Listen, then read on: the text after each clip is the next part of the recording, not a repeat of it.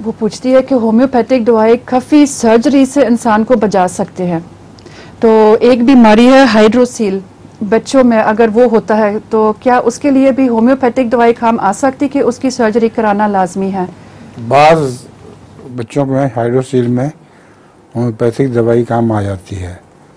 ये लड़कों को बीमारी होती है और बाज़ दफ़ा नहीं आती, उस वक्त पर सर्जरी करानी ज़रूरी है।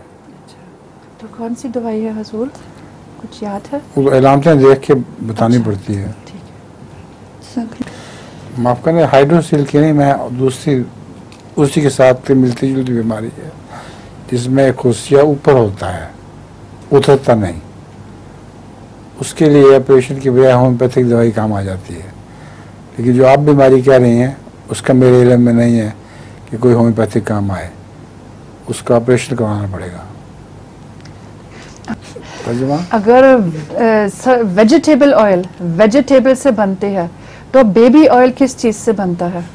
बेबी ऑयल बेबी ऑयल तो बेबी से बनता होगा। बेबीज के लिए इस्तेमाल होने वाले ऑयल को कहते हैं बेबी है। हाँ जी, बिल्कुल।